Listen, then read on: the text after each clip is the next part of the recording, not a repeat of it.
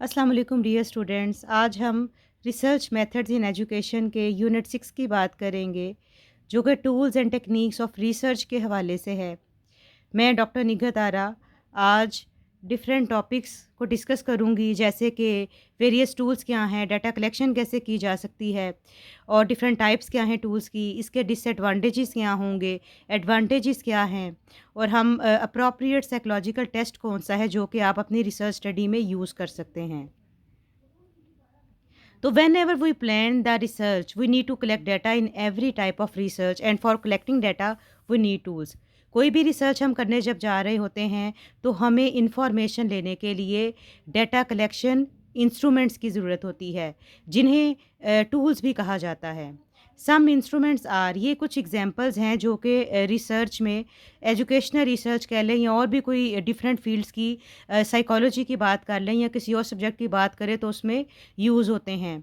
सबसे पहले क्वेश्चनेयर की बात करते हैं, उसके बाद ओपिनियनेयर है, टेस्ट है, check list, rating scale, interview schedule, और हर एक की डिटेल मैं आपसे के साथ डिस्कस करूँगी।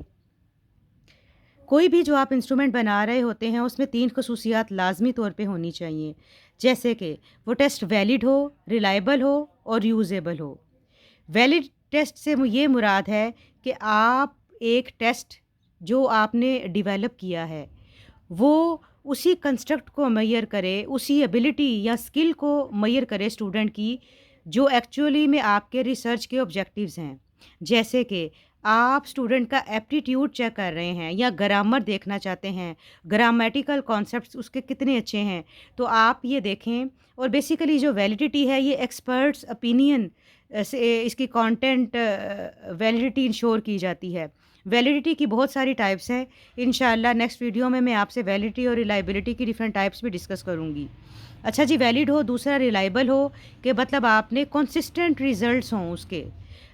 द टेस्ट, अगर आपने एक टेस्ट स्टूडेंट्स को दिया है और पहली दफ़ा उसमें किसी के 90 मार्क्स आए हैं और दूसरी दफ़ा उसके में आपने कुछ दिन बाद अगेन वही टेस्ट एडमिनिस्टर किया और उसमें 27 मार्क्स आए, तो क्या कहेंगे कि आपका टेस्ट रिलायबल नहीं है। ये ऐसे ही है कि आपने किसी को पैसे दिए और पहले तो उसने आपको कुछ दिन बाद वापस कर दिए, लेकिन उससे आगे कुछ आपने दिए तो उसने वापस ना किए, तो बेसिकली हम कहते हैं ना कि ये इंसान रिलायबल नहीं है। तो ऐसे ही आपका जो इंस्ट्रूमेंट है, अगर एक दफ़ा आपने वज़न चेक किया है तो उसने 70 केजी बताया है, तो दूसरी बार चेक करने पे भी उसे 70 केजी बताना चाहिए और स्टूडेंट का जो रिज़ल्ट्स है उसे उसके मुताबिक होना चाहिए। यूज़ेबल में हम बेसिकली कहते हैं कि ईज़ ऑफ एडमिनिस्ट्रेशन हो, ईज़ ऑफ चेकिंग, मेजरिंग, ऐसा टेस्ट बनाएँ कि आप मेजर कर सकें, चेक कर सकें ईज़िली, कॉस्ट इफ़ेक्टिव हो और इंटरप्रेट करना आसान हो रिज़ल्ट्स को। क्वेश्चनेयर की अगर हम बात करें तो questionnaire is a set of carefully selected and ordered statements. Order में हों, केयरफुली सिलेक्टेड हों, किसी फिनोमिना, किसी इंटरेस्ट या एबिलिटी को मेजर करने के लिए, या कह लें किसी, हम अक्सर तौर पे रिसर्च स्टडी में लोगों के ओपिनियन लेने के लिए, एटीट्यूड्स, किसी चीज़ की तरफ लोगों के इंटरेस्ट देखने के लिए, हम बेसिकली इफेक्टिव डोमेन को मेजर करने के लिए क्वेश्चनर्स बनाते हैं। It is most used instrument for data collection in descriptive और survey research in Pakistan and abroad. So survey research specifically जब हम करते हैं या क्वांटिटेटिव रिसर्च करते हैं तो हम क्वेश्चनर यूज़ करते हैं। It is used when sample size is very large, और स्पेसिफिकली जब आपका बहुत लार्ज सैंपल होता है और ये आसान नहीं होता सबसे इंटरव्यू करना, तो आप क्वेश्चनर यूज़ करते हैं। क्वेश्चनर की बेसिकली ये फॉर्म्स हैं: closed form, open form, pictorial form और स्केल आइटम्स। क्लोज फॉर्म में क्या होता है बेसिकली कि आपने पहले से तमाम स्टेटमेंट्स लिख के आप लिख दे देते हैं और उसके आगे आप कोई स्केल दे देते हैं कि 5 पॉइंट स्केल हो सकता है, 4 पॉइंट हो सकता है, लिखकर टाइप स्केल इसके आगे आप रख सकते हैं कि आप स्टूडेंट जो स्टूडेंट हैं या रिस्पोंडेंट है, वो उसमें से उसको सिलेक्ट करके जो भी राइट ऑप्शन है उसको सिलेक्ट करे। ओपन फॉर्म में ओपन एंडेड क्वेश्चंस भी आप ऐड कर देते हैं। कुछ क्लोज फॉर्म हो गए और कुछ ओपन हो एंडेड हो गए, या मुकम्मल तौर पे ओपन एंडेड भी हो सकता है। पिक्टोरियल फॉर्म में पिक्चर्स होती हैं, स्केल आइटम्स होती हैं, जैसे कि ये एक एग्जांपल है क्लोज फॉर्म की, देखिए। इसमें बेसिकली आपने क्या कंक्रीट क्वेश्चंस लिख दिए, यू प्रिपेयर्ड लिस्ट, और क्या हुआ, possible answer, yes, no, don't know, do not know. इन तीनों में से एक को रिस्पोंडेंट सिलेक्ट करेगा। ओपन फॉर्म में rather than forcing respondents to choose between rigidly limited responses, the open form or unrestricted type of questionnaire calls for a free response in respondents' own words. जैसे कि own words की बात हो गई ना, why did you choose to do your MA in EPM in this university. Pictorial form की ये एक एग्जांपल आपके सामने है। Some questionnaires present respondent with drawings and photographs rather than written statement from which to choose answers. तो क्या है कि ड्राइंग्स और फोटोग्राफ्स को चूज़ करना है। स्केल आइटम्स की बात करें तो ऐसी कुछ क्वेश्चनर्स में स्केल आइटम्स होती हैं। A scale item is a question to which the respondent expresses his agreement और disagreement of various levels. Strongly agree करे, एग्री, अनडिसाइडेड, डिसएग्री या स्ट्रांगली डिसएग्री। और ये लेवल्स बढ़ाए भी जा सकते हैं, कम भी किए जा सकते हैं as per the need of the research और the objectives of the study. Construction की अगर हम बात करें, क्वेश्चनर कैसे कंस्ट्रक्ट करना है, तो बेसिकली इसके ये 10 झैल तरीके हैं। Framing of questions and statements. सबसे पहले तो आप सूटेबल कंटेंट देखें, किस कंटेंट में से या कौन सा वेरिएबल या आपने इंटरेस्ट देखना है, रिसर्च का इंटरेस्ट देखना है, तो आप तमाम सवालात उससे रिलेटेड लें। उसका सारा कंटेंट जो जो चीज़ें डिनोट करती हैं कि ये चीज़ें हों, तो एक रिसर्चर में रिसर्च इंटरेस्ट होता है तो वो स्टेटमेंट्स होंगी। ऑर्डर ठीक होना चाहिए, क्वेश्चंस का आसान से मुश्किल की तरफ जाएं, डायरेक्शंस दें, रिस्पोंडेंट को क्लियरली पता चले कि मैंने किस तरह से ये क्वेश्चन फिल करना है, मैंने कहाँ सिलेक्ट करना है, मैंने गुड करना है या मैंने उसमें उसे गोल दायरे को फिल करना है। फिर पायलट करें। पायलट टेस्टिंग बहुत अहम कॉन्सेप्ट है रिसर्च में। कोई भी आप एक्चुअल सैंपल से डाटा लेने से पहले कुछ लोगों से जो कि उसी पॉपुलेशन से होते हैं मगर वो आपका सैंपल का हिस्सा नहीं होते, तो क्या है कि आप उनसे वो कुछ लोगों से डाटा लेते हैं और फिर आप उनसे इंटरव्यू करते हैं कि उन्हें कहाँ-कहाँ परेशानी आई और ये एम्बिग्यूअस तो नहीं है आपकी आइटम्स, तो उसको हम ठीक करते हैं बेसिकली और ऐसे ही एक्सपर्ट्स को दिखाते हैं। और ये सारे प्रोसेस के बाद कंटेंट वैलिडिटी, रिलायबिलिटी इंश्योर करने के बाद हम फाइनलाइज़ करते हैं अपने क्वेश्चनेयर को। फिर एडमिनिस्ट्रेशन ऑफ द क्वेश्चनर की बात करें तो डायरेक्टली या तो कांटेक्ट कर दिया जाता है लोगों के पास जाके, या ये है कि आप ईमेल भी कर सकते हैं क्वेश्चनर्स को। लिमिटेशंस की अगर हम बात करें क्वेश्चनर की, तो लैक ऑफ पार्टिसिपेंट्स रिस्पांस। क्या होता है कि अमूमी तौर पे रिस्पोंडेंट्स पूरी तरह से फिल नहीं करते या जवाब नहीं देते, ईमेल का आंसर नहीं करते, या कुछ क्वेश्चंस को जवाब दे देते हैं, कुछ का नहीं देते। अनक्लियर एम्बिगुअस आइटम्स होती हैं। तो क्या होता है, इससे ऑब्जेक्टिविटी और रिलायबिलिटी ख़राब होती है और कोशिश करते हैं लोग सोशली एक्सेप्टेबल रिस्पॉन्सेज देने के।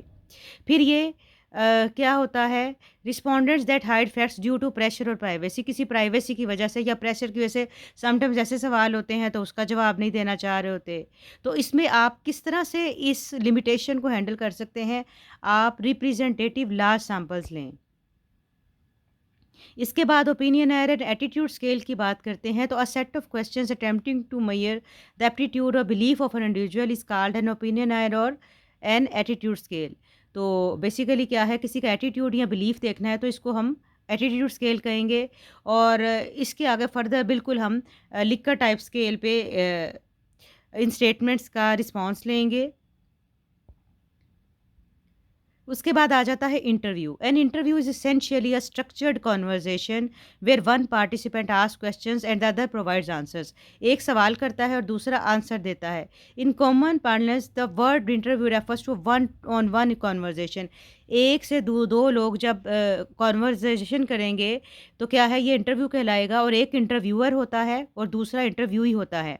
इंटरव्यू कौन होगा, जो कि इंटरव्यू दे रहा है, इंटरव्यूअर जो कि इंटरव्यू ले रहा है।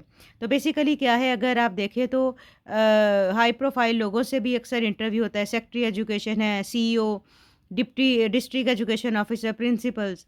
तो ये बहुत ज़्यादा लार्ज सैंपल जब आपका होता है तो उससे आप इंटरव्यू कंडक्ट नहीं कर सकते, बल्कि आप कोशिश करते हैं कि आप रिसर्च में बहुत कम पार्टिसिपेंट्स चूज़ करते हैं, वो भी जो कि बहुत ज़्यादा रेलिवेंट होते हैं, और उनसे आप इंटरव्यू क्वेश्चंस का जवाब लेते हैं। और आप बेसिकली इसमें क्या होता है, आपने चूँकि रिकॉर्डिंग करनी होती है और समटाइम्स आपका इंटरव्यू 20 मिनट का, 25 मिनट का हो जाता है। तो आपने परमिशन भी लेनी है और आपने फिर रिकॉर्डिंग करनी है और उसके बाद आपने ट्रांसक्राइब करना है। सो ये बहुत लंबा एक सिलसिला चलता है, इसलिए बहुत ही लिमिटेड लोग होंगे। दूसरा एक और बात आपने ज़हन में रखनी है, क्वालिटेटिव रिसर्च में ज़्यादातर इंटरव्यूज़ होते हैं। फिर टाइप्स ऑफ इंटरव्यूज़ की बात करते हैं तो स्ट्रक्चर्ड, अनस्ट्रक्चर्ड और सेमी स्ट्रक्चर्ड इंटरव्यूज़ हो सकते हैं। तो स्ट्रक्चर्ड इंटरव्यू शीट अगर होगी, इंटरव्यू प्रोटोकॉल होगा तो वो कैसा होगा? स्ट्रक्चर्ड का मतलब है कि all intended questions are already developed and use the same without any addition और डिलीशन। आपने पहले से सारे सवाल लिख दिए थे और अब आप इंटरव्यू के टाइम एडिशन नहीं करेंगे और ना ही डिलीट करेंगे, सबके आंसर्स लेंगे। अनस्ट्रक्चर्ड में no question is decided before time and questions are framed and asked at the time of interview. Interview के टाइम ही क्वेश्चंस आस्क किए जा रहे हैं, पहले से डिसाइडेड नहीं है। और लेकिन तीसरी टाइप भी एक आ जाती है सेमी स्ट्रक्चर्ड। इसमें क्या होता है, some questions are already structured and some are developed and asked as probing questions as per situation. तो क्या है कि कुछ पहले से स्ट्रक्चर्ड हो गए, कुछ बाद में आपने डेवलप किए ज़रूरत के मुताबिक। और प्रोबिंग क्वेश्चंस होते हैं सवालों से सवाल निकालना, ठीक हो गया। तो आप जब इंटरव्यू कर रहे होते हैं तो आप ज़रूरत के मुताबिक और मज़ीद उस फिनोमिना को इन डेप्थ समझने के लिए मज़ीद सवाल करते जाएंगे। पर्पस क्या है इंटरव्यू का? It can be used as an exploratory device to help identify variables and relations. जब आपने वेरिएबल्स के दरमियान रिलेशनशिप देखना है, एक्सप्लोर करना है। क्वालिटेटिव रिसर्च में क्या करते हैं, हम बेसिकली एक्सप्लोर करते हैं ना किसी फिनोमिना को, तो उसके लिए हम इंटरव्यू करते हैं। It can be used as an instrument of the research. Research instrument के तौर पे यूज़ हो सकता है। It can be use to supplement other method used in a research study. अच्छा, ये जो लफ्ज़ है ना सप्लीमेंट अदर मेथड, मतलब आपने किसी रिसर्च स्टडी में क्वेश्चनर भी यूज़ किया, लेकिन आप चाहते हैं कि मज़ीद अच्छी और इन्फॉर्मेशन मिल जाए जिससे बात वेरीफाई हो सके, तो आपने इंटरव्यू भी कर लिया कुछ लोगों का, वही रिस्पोंडेंट्स का। फॉलो अप, अनएक्सपेक्टेड रिजल्ट्स का फॉलो अप कर लिया। वैलिडेट हो गए आपके other methods to go deeper into the motivation of respondents and their reasons for responding as they do. It can also be use for verification of the questionnaire data. Verification के लिए use हो सकता है। It is better to use to explore the phenomena further in detail from the respondents of the questionnaire whose responses are at extreme level. Basically कुछ extreme level पे सारे ही 5 point scale में से 5 पे ही लगा देंगे तो उनका भी जवाब आपको आता जाएगा। कंडक्ट कैसे करेंगे इंटरव्यू? सबसे पहले तो आपने क्या करना है, preparing for the interview. Interview को प्रिपेयर करना है अच्छे तरीके से। उसके बाद आपने क्या करना है, एस्टैब्लिशिंग रेपो। जो इंटरव्यूअर है उसने इंटरव्यूई के साथ अच्छी रेप्यू, अच्छा रिलेशनशिप, पहले उसे काम डाउन करना है, इज्जत से बात करनी है, बड़े ही अदब से सवाल करने हैं अच्छे तरीके से कि वो खुशी से आपको रिस्पॉन्स दे इंटरव्यूई। फिर रिकॉर्डिंग इंटरव्यूज़, इसके लिए एथिक्स, रिसर्च एथिक्स ये कहती हैं कि आप पहले परमिशन लें और परमिशन लेने के बाद आप उसका इंटरव्यू रिकॉर्ड करें और फिर उसे मुसलसल रिकॉर्ड करें ताकि फ़र्दर आगे डाटा एनालिसिस के लिए यूज़ हो सके। इंशाल्लाह नेक्स्ट वीडियो में हम टेस्ट और बाकी डाटा कलेक्शन टूल्स की बात करेंगे पार्ट 2 में इंशाल्लाह। और मज़ीद अगर आपके लिए कुछ क्वेश्चंस हों तो वो लाज़मी तौर पे आप इसके कमेंट्स में लिखिएगा, इंशाल्लाह उस पे भी वीडियो बना दूँगी। थैंक यू, अल्लाह हाफ़िज़।